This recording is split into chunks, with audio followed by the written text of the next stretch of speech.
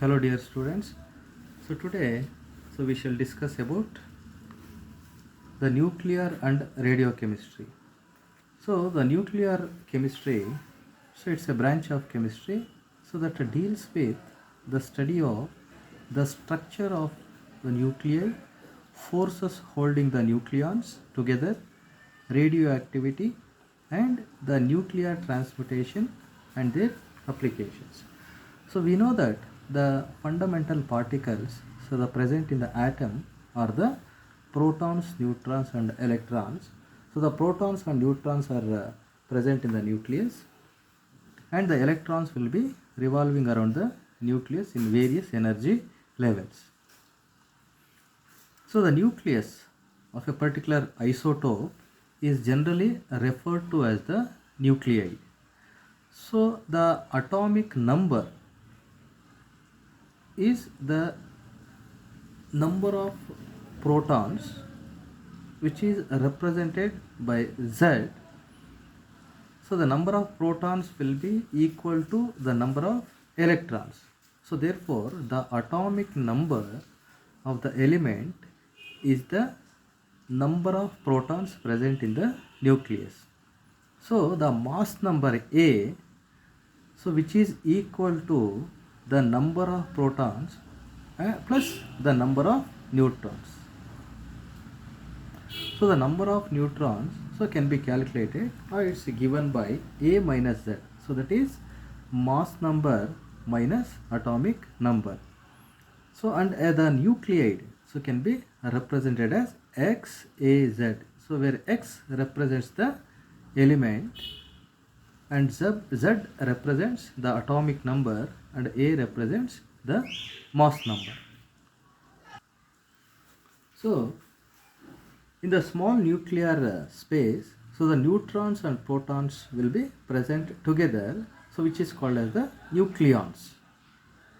So the protons and neutrons are present together in the nucleus. So the forces that holds, or the forces which operate inside the nucleus are of two types. So one is the electrostatic force. So this electrostatic force operates between the two charged particles, so that is protons. So hence it is the repulsive in nature, because the protons are positively charged. So between the two similar charged particles, so there will be a repulsive force exists, and it is a long range order force. And this is not only the force which operates in the nucleus, which as this causes the instability in the nucleus. So the existence of the repulsive forces between the protons causes one of the factor which causes the instability in the nucleus. So other factor or the other force which operates in the nucleus is the nuclear force. So the nuclear force, it is the strong force, or it is an attractive force. So that nuclear force will be operating between any two nucleons. So it is the short range force. So that is the nuclear force will operate only within a small distance, approximately 10 to the power of minus 16 meters. So this nuclear force will rapidly going to disappear to zero. So when the distance is larger than 1.4 into 10 power minus 13 meters. So these forces do not follow the inverse square law. So it is believed that the nuclear force arises due to the interconversion of protons and neutrons. So let us discuss about the nuclear structure. So the shell model of the nucleus. So we know that the protons are positively charged particles. So they are concentrated in the small space of the nucleus in spite of their like charges. So this is explained as due to the existence of the nuclear attractive forces which overcome the repulsive forces. Okay, so the nuclear attractive forces which can be regarded as the strong forces of attraction between the nucleons and that exist only at a very short distance of about 10 to the power of minus 16 meter, so which is less than the radius of the nucleus, so that is 10 to the power of minus 15 meters. So the attractive forces do not operate beyond this nuclear distance. So according to the shell model, the atom was largely due to the work of a scientist called as the Maria Mayer.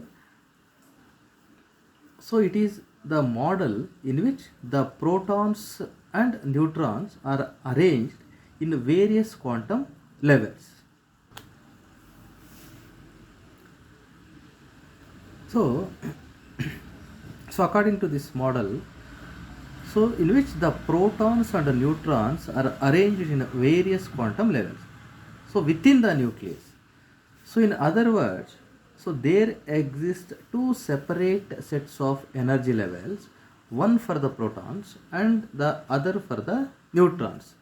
So similar to that of electrons, but the energy sequence being different. In the case of electrons, so the order of orbitals, so we know that it is 1s, 2s, 2p, 3s, 3p, etc. So whereas for the nucleon, so that is for the protons and neutrons, so the sequence will be 1s, 1p, 1d, 2s, 1f, 2p, 1g, etc. So the electronic configuration of the elements of group 18, so that is noble gases, with atomic numbers of 2, 10, 18, 36 and 54 and 86 represents the most stable or closed shell arrangement. So other than the forces within the nucleus, so which try to stabilize the nucleus, so there are three other factors, so which play a very important role in the stability of the nucleus. So they are the neutron to proton ratio, so that is N by P ratio, and the second one is the mass defect, and the third one is the binding energy. So first let us see, so what is proton, that is neutron to proton ratio. So in lighter nuclei, so that is up to atomic number 20, so the number of protons and the number of neutrons are equal. So therefore the ratio N by P is equal to 1. So for example, in case of helium, carbon and the other oxides, O2. So and the second factor is that in stable nuclei with atomic number greater than 20, so the proton to, that is neutron to proton ratio is found to be greater than 1. So that is, it is increasing up to 1.56. So this usually happens because as the number of protons in the nucleus increases, so the mutual repulsion between the protons increases. So in order to compensate the repulsive forces, more number of neutrons are needed in the nucleus.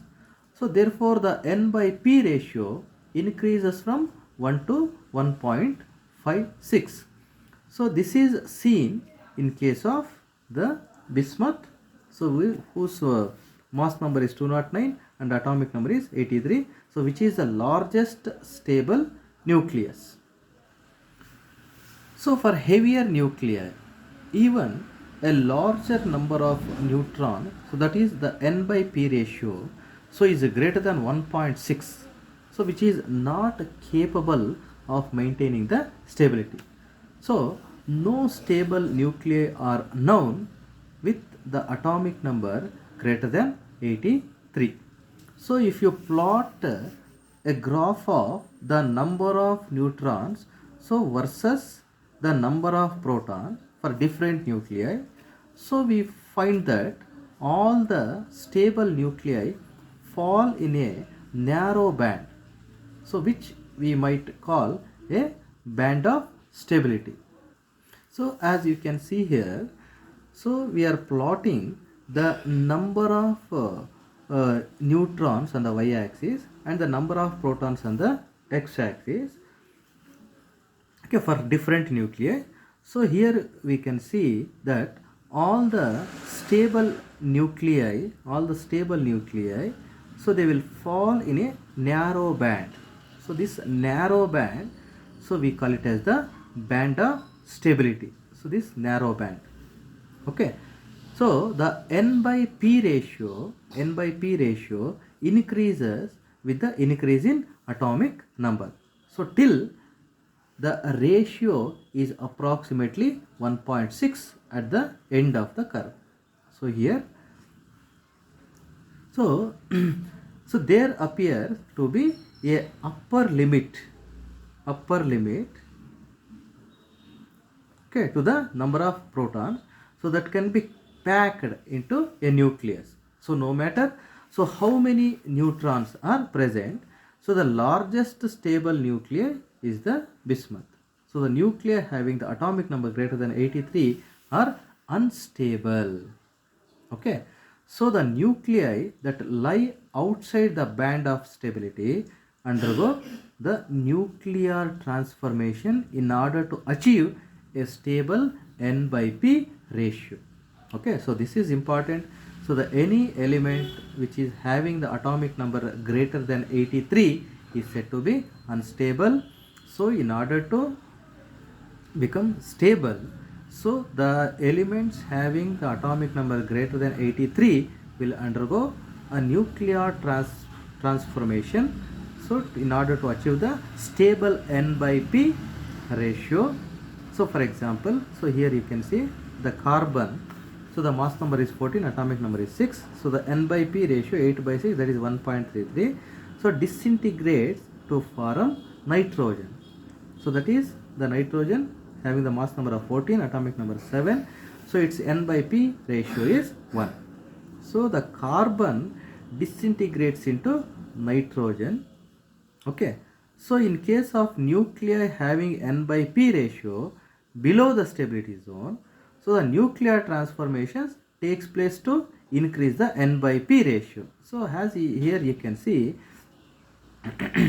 so the uranium, so it is having n by p ratio of 1.586. So it undergoes nuclear transformation to convert into the thorium, so which is having the n by p ratio of 1.6. So here you should note that the stable nucleus, the n by p ratio should be less than 1.5